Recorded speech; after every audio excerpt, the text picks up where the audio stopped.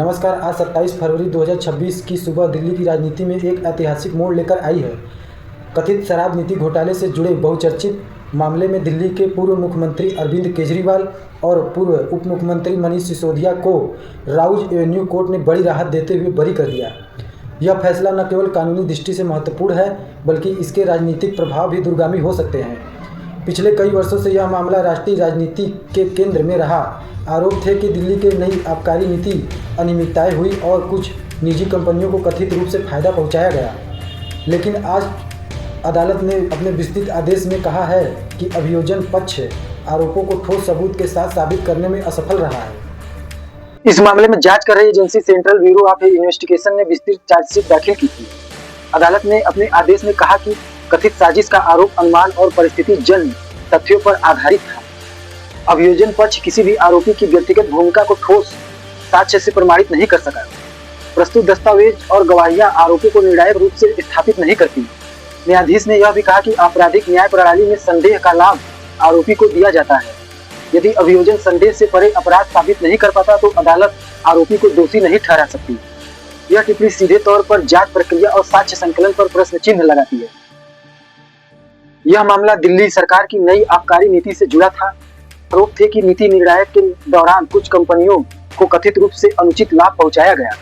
जांच एजेंसियों ने दावा किया था कि इसमें कथित वित्तीय अनियमितताएं हुई और राजनीतिक स्तर पर प्रभाव डाला गया। इस दौरान कई बार पूछताछ, गिरफ्तारी, जमानत और अदालतों में लंबी सुनवाई चली। आज का फैसला उसी लंबी कानूनी प्रक्रिया का निर्णायक चरण माना जा रहा है। अरविंद केजरीवाल ने मीडिया से बात करते हुए कहा, पिछले कई सालों से हमें भ्रष्ट बताया गया। आज अदालत ने साफ कर दिया कि यह राजनीतिक षड्यंत्र था। हमने हमेशा ईमानदारी की राजनीति की है। उनका बयान भावुक था। उन्होंने इसे सत्य की जीत बताया और समर्थकों का धन्यवाद किया। उनके साथ मौजूद मनीष सिसोदिया ने भी कहा कि न्यायपालिका पर उनका विश्वास मजबूत हुआ। दूसरी ओर भारतीय जनता पार्टी ने फैसले पर असहमति जताई है। बीजेपी सांसद संजय जायसवाल ने कहा कि पार्टी अदालत के आदेश का अध्ययन करेगी और आवश्यकता पड़ने पर उच्च न्यायालय में अपील करेगी। उन्होंने यह भी कहा कि भ्रष्टाचार के खिलाफ लड़ाई जारी रहेगी। राजनीति विश्लेषकों का मानना है कि यह मामला अभी पूरी तरह समाप्त नहीं हुआ है, क्योंकि अपील की संभावना बनी हुई है। कानूनी विशेषज्ञों के अनुसार यह फैसला अभियोजन की विफलता पर आधारित है, न कि आरोपों को पूर्णतः असंभव होने पर। आपराधिक मामलों में दोष सिद्ध करने के लिए संदेह से परे प्रमाण आवश्यक होता है। यदि सेंट्रल ब्यूरो ऑफ इन्वेस्टिगेशन उच्च न्यायालय में अपील करती है तो वहां नए सिरे से कानूनी समीक्षा हो सकती है। यह फैसला ऐसे समय आया है जब दिल्ली की विधानसभा चुनाव नजदीक है।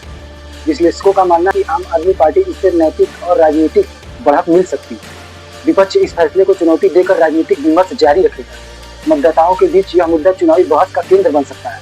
राजनीतिक रूप से यह फैसला नैरेटिव शिफ्ट पैदा कर सकता है। यह मामला केवल एक राजनीतिक दल नेता का नहीं था। यह जांच एजेंसियों की कार्यप्रणाली, न्यायपालिका की स्वतंत्रता और राजनीतिक आरोप प्रत्यारोप की प्रकृति पर भी सवाल उठाता है। भारत जैसे लोकतंत्र में न्यायिक फैसले केवल कानूनी परिणाम नहीं होते, वे राजनीतिक और सामाजिक विमर्श को भी प्रभावित करते हैं। अब नजरें इस बात पर टिकी है कि क्या सेंट्रल ब्यूरो ऑफ इन्वेस्टिगेशन उच्च न्यायालय में अपील दायर करेगी। अगर अपील होती है तो मामला फिर से न्यायिक परीक्षण के दायरे में आ सकता है। फिलहाल निचली अदालत का यह फैसला प्रभावी है और आरोपियों को राहत मिली। 23 फरवरी 2026 का दिन दिल्ली की राजनीति में एक महत्वपूर्ण अध्ययन के रूप में दर्ज होगा। अरविंद केजरीवाल और मनीष सिसोदिया को मिली यह राहत आम आदमी पार्टी के लिए संजीवनी साबित हो सकती है। लेकिन राजनीतिक और कानूनी लड़ाई का अंतिम अध्ययन अभी लिखा जाना बाकी है। फिलहाल अदालत का संदेश स्पष्ट है। आरोप तभी टिकते हैं जब उन्हें ठोस साक्ष्यों में साबित किया जा सके। इस प्रकार की जानकारी देखने के लिए हमारे चैनल को सब्सक्राइब करें, लाइक करें, कमेंट करें। धन्यवाद।